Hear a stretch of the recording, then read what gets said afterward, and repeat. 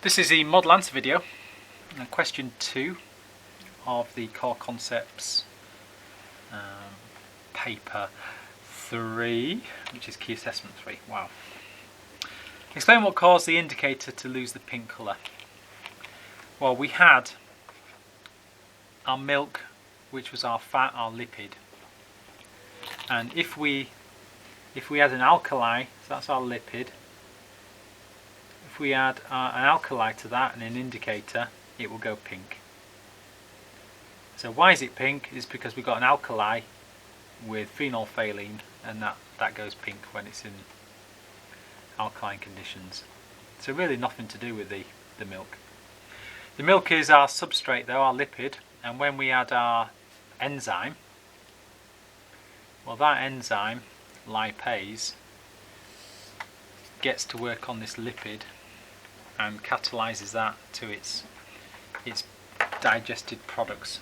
So that's where our starting position is. So the lipase hydrolyzes the lipid. This produces fatty acids and glycerol. That's not important though, glycerol, but these fatty acids. And then it's the acid that is the reverse of this alkali, so it will then colourless in acid conditions. So this acid leads to acid conditions. So fatty acids cause the milk to be more acid. Sounds a bit obvious. Or lowers the pH, so becomes colourless. And you've done that experiment, so you should be okay at it. Why would this experiment not be suitable for assessing the effect of different pH values? Well, this experiment causes a change in pH, and it's the change in pH that leads to our colour change. So we can't start off at different pHs, because pH in this experiment is a controlled variable, whereas starting pH it would be our independent variable and we won't be able to control it. So that's the problem there. So the result depends on a pH change. So the dependent variable, or colour change, depends on this change in pH. So can't change starting pH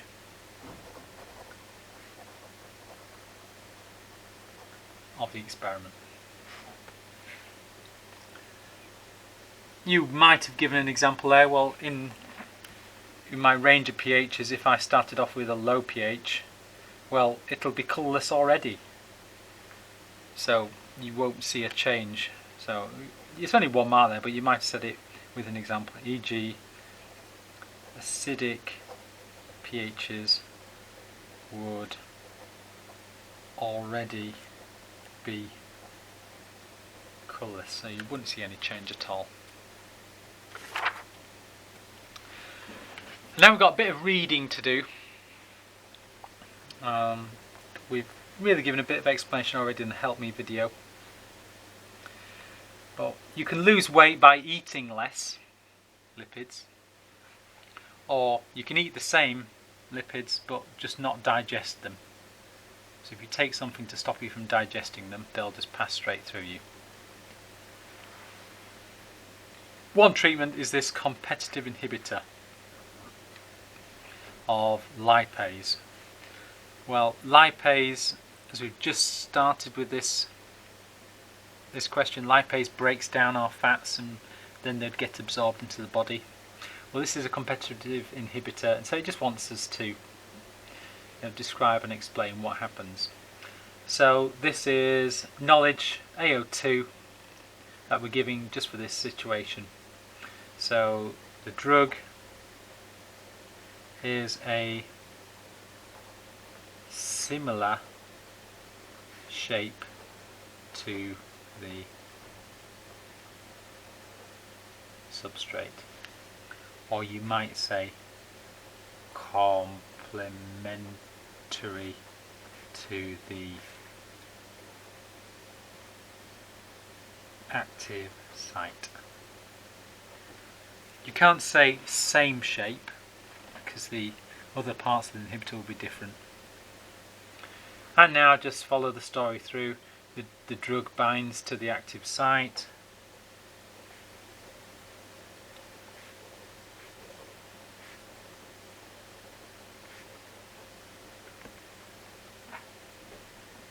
And substrate cannot enter, so substrate cannot enter the active site.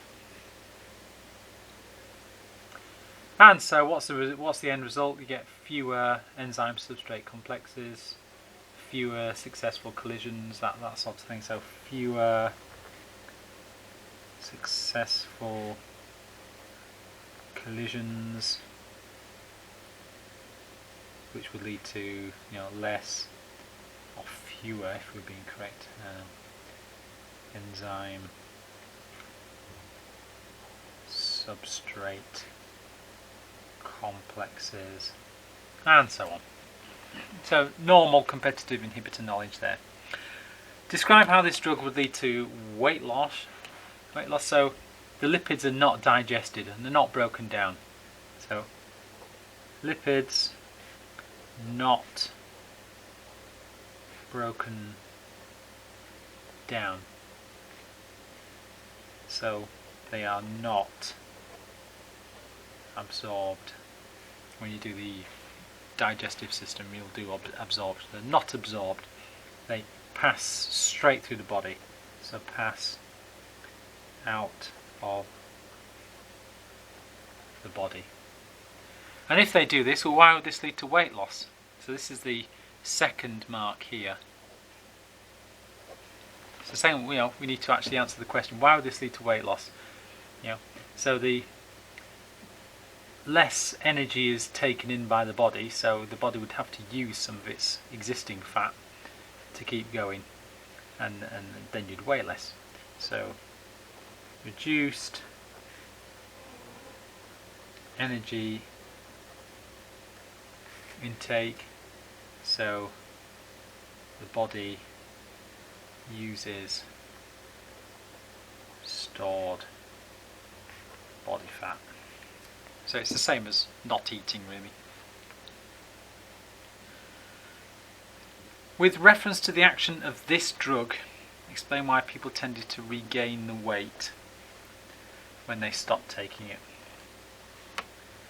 Well, this is a competitive inhibitor, and so we haven't changed the amount of substrate. So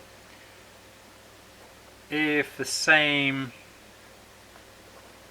diet as before, so the same lipid intake, but the enzyme produced by the body is not inhibited. So we've mentioned the inhibitor. We mentioned the action of the drug because that's the inhibitor. So now the lipids are broken down. So lipids are digested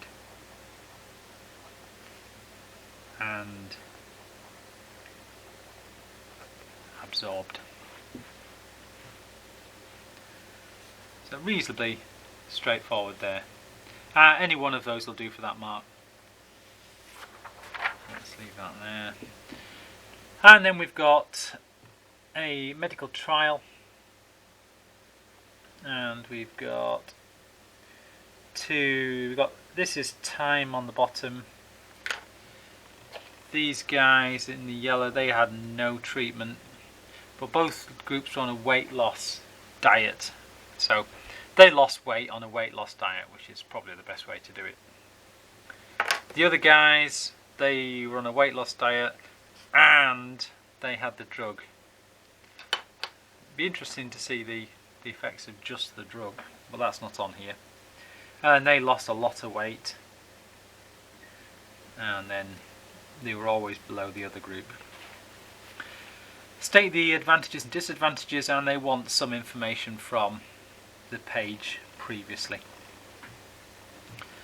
So, advantages of having this drug. Well, you can see there's a faster drop in weight and a larger drop in weight.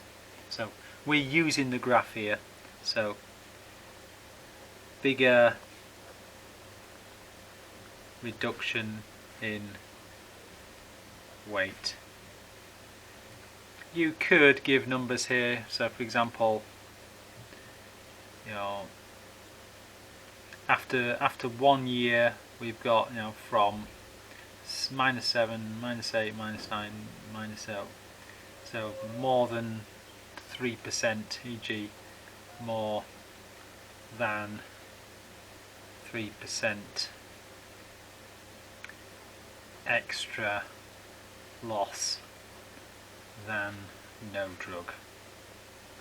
So try to use a little bit of data there. You could pick any other bits of data, or you could say the line is, you know, significantly under the other line. So bigger reduction, and go faster reduction. So after a year you've lost all the weight that you're going to lose, whereas it would take you maybe 4 years to get to the same level. So faster reduction, 1 year to get -11% than 4 years if no drug. So you can get there eventually. Disadvantages, well, there's quite a few. It already mentioned if you stop taking the drug, then you gain weight again. So we're talking about this 30. They gain 35% of the weight. So if stop taking drug, then regain. And again, I'm going to give the numbers here. 35% of the weight loss. And then we've got our side effects. So diarrhea. So it's a side effects. No excuse for spelling this wrong, as it's in the question. Diarrhea. So side effect, diarrhea. And this information about deficiency diseases, seen as a lot of vitamins are absorbed in your fat. So vitamin deficiencies, fat soluble vitamins. Presumably you'd eat those vitamins, they'd be dissolve in the fat, and they'd pass out with the fat. So advantages and disadvantages, and we've used this information from the graph and the text to get our 3 marks.